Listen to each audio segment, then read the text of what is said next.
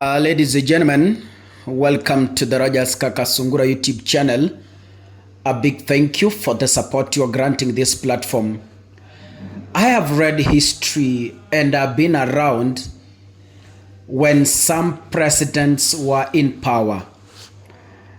And I can say this is the first government I am seeing a daughter of the sitting president has the audacity to lecture Kenyans on what they should do when their very own father is a failure in the same things she is lecturing Kenyans about. I never saw Moi's children do this to Kenyans. I never saw Kibaki's children do the same. I never saw Uhuru's daughter do the same. But then, we are seeing a daughter in this government who has the audacity to lecture Kenyans on what they are supposed to do. It's very unfortunate. I have seen remarks from the first daughter, that is Charlene Ruto, and this is what she's posting. We always complain about leaders and leadership, but are we good followers?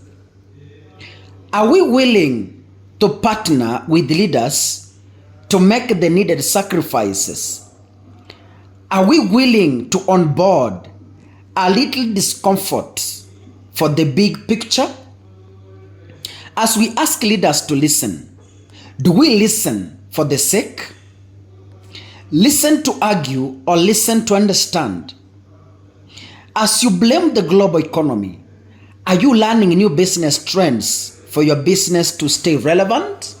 Now, few days ago, the same lady said we have inherited an angry generation, and she asked leaders to listen to the young people who are frustrated.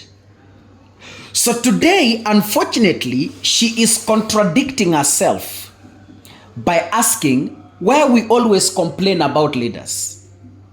The other day she was telling us the young people are complaining about bad governance because they have been frustrated due to unemployment and the tough economic seasons. Now, back to what she's writing.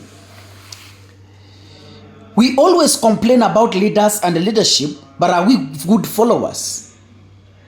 Who do you want us to follow? When a leader is killing young people, what good is in them that we should follow? When priests are being killed in broad daylight, what good are in these leaders that we should follow? When these leaders are abusing other leaders in broad daylight, what is good in these leaders that we should follow? Please, young lady, tell us. Are we willing to partner with leaders to make the needed sacrifices? How do we partner with leaders who don't want to listen? Wewe umetuambia juzi kwamba leaders don't listen. Now, how do you partner with someone who does not want to listen? Surely, for heaven's sake, tulizane maswali ya ukweli.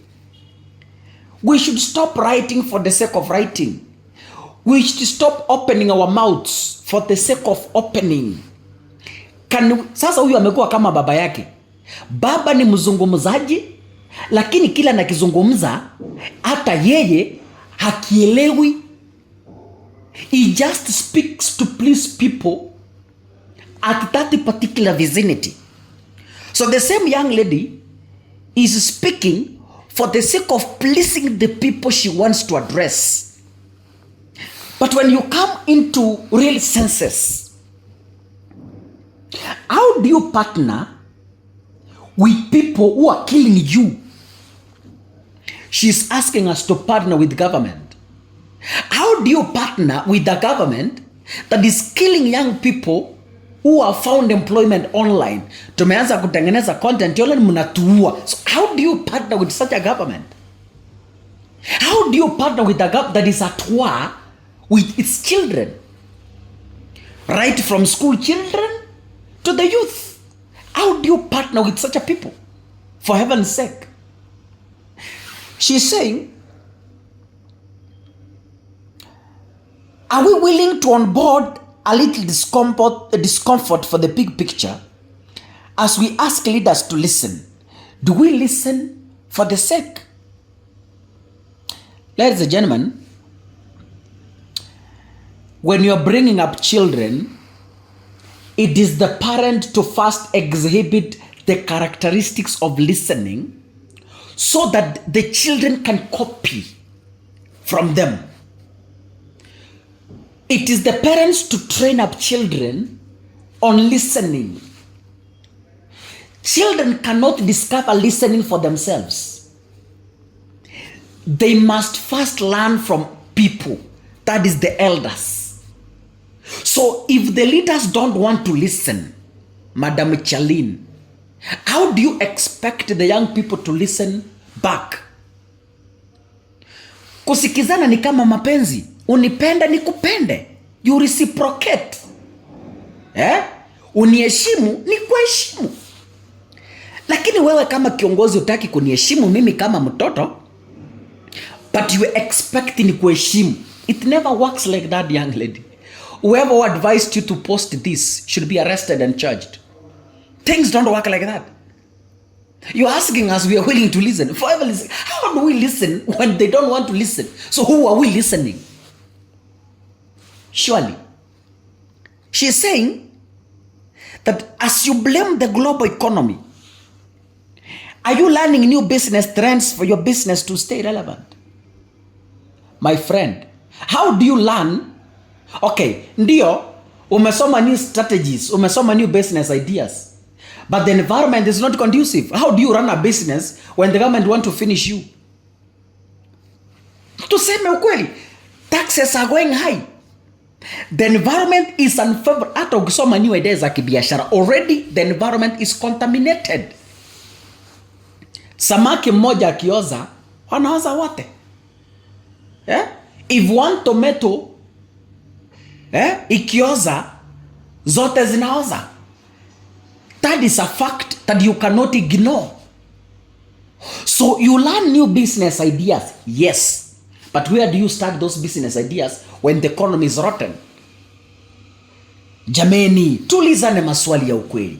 So this young lady anatubeba kama, sijui kama nani. So she is thinking we are stupid, we are not learned. She is the most learned who now has the audacity to lecture us. Young lady. Anyway, nisiongea mbaya. God bless you, ladies and gentlemen. See you in the next episode. Asanteni sana.